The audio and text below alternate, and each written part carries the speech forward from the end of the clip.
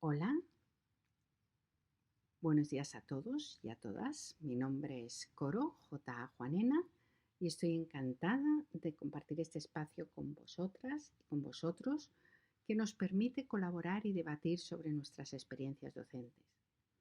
En este panel sobre experiencias con grupos de innovación docente en la rama de ciencias sociales y jurídicas, me gustaría hablaros de un método docente que, lejos de ser novedoso en el ámbito de la enseñanza, ya que tiene más de 1600 años, sí creo, en cambio, que se desconocen todas las posibilidades que nos puede ofrecer en nuestra rama del saber en el contexto actual.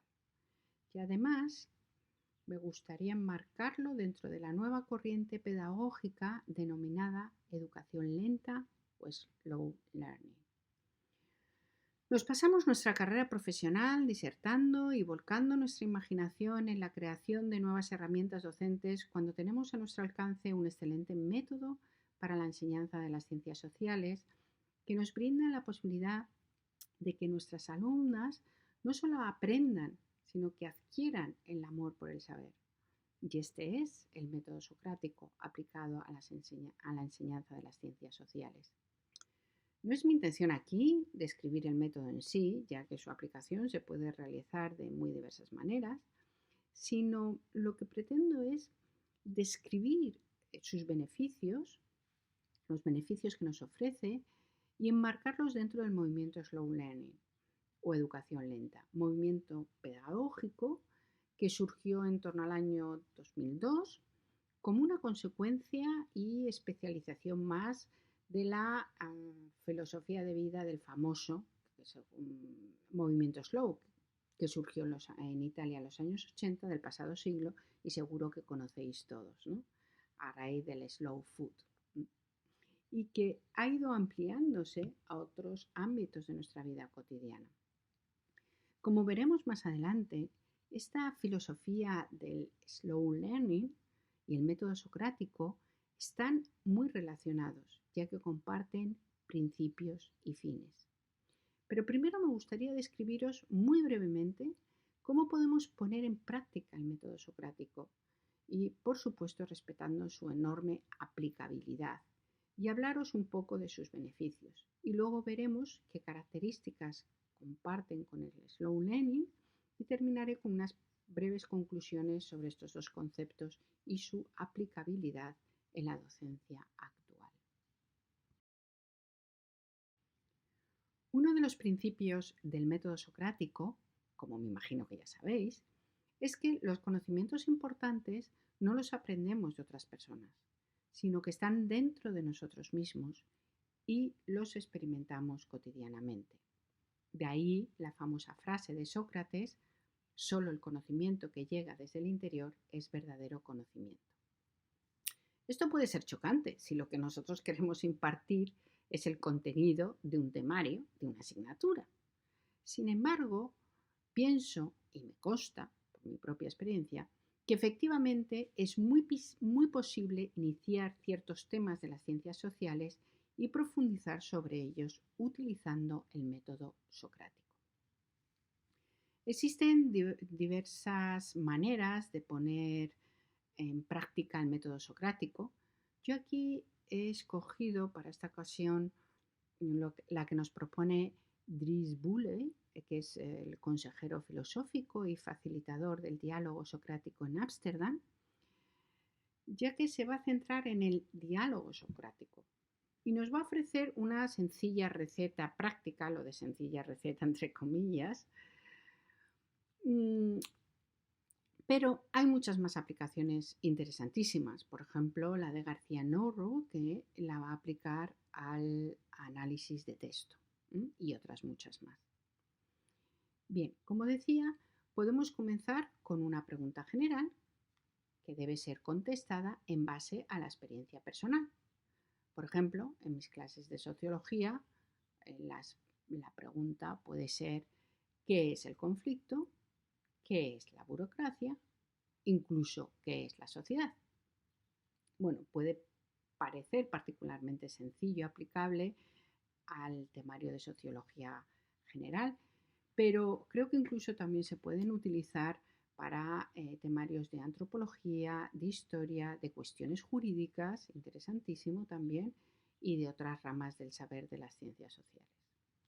Bien, a partir de aquí se trabaja con ese ejemplo en concreto de la situación del problema planteado, que no debe ser una definición en ninguno de los casos, sino un ejemplo nacido de la experiencia personal. Esta experiencia debe ser validada por todo el resto de los participantes que deben estar de acuerdo. Según se avanza en el proceso, el ejemplo se irá analizando con el fin de encontrar una respuesta a la pregunta inicial, hasta que esa experiencia sea validada por todo el resto de los participantes. Como bien nos señala Boole, alcanzar el consenso es la clave del método socrático. Por supuesto, los desacuerdos son muy útiles para utilizarlos en el análisis. Y además van a obligar a los participantes a buscar el consenso. Un consenso que solo se alcanzará cuando nadie tenga más dudas sobre el enunciado que se está discutiendo. Esto convierte a esta práctica en una especie de juego bastante interesante. Esto quiere decir que lo importante del diálogo socrático es el proceso de reflexión. Más concretamente, el proceso de reflexión conjunta. Sin desvalorar lo que descubrimos, el cómo lo descubrimos se convierte en una clave del método, una clave muy importante de este método. Y hete aquí una de sus virtudes, y es que los estudiantes aprenden a razonar y a desarrollar su pensamiento crítico, tan importante en las ciencias sociales. La siguiente cuestión es: ¿qué relación tiene el método socrático con la educación lenta? La respuesta es que ambos comparten muchos de sus principios y de sus objetivos pedagógicos. Tanto el método socrático como el slow learning buscan el aprendizaje activo y el descubrimiento por parte del estudiante. Igualmente buscan el placer por el conocimiento. Y van a poner el punto de atención en la importancia del proceso. Tanto el método socrático como la educación lenta van a facilitar la reflexión de personas independientes, intentando encontrar un aprendizaje más significativo y crítico y de una manera compartida. Tanto el slow learning, al igual que el método socrático, va a buscar el placer por un conocimiento que arraigue en la psique de la persona y tenga potencial para generar criterio y nuevos contenidos. El esfuerzo y la persona que nos hace esforzarnos son dos de los componentes que provocan una experiencia educativa memorable.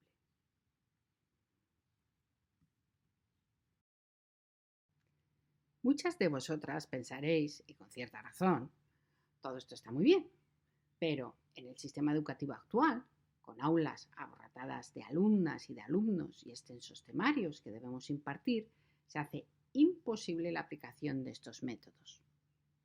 Y esto es debido a que tanto la educación lenta como el método socrático se oponen a una concepción cuantitativa y mercantilista de la educación en la que mucho y rápido son sinónimos de mejor.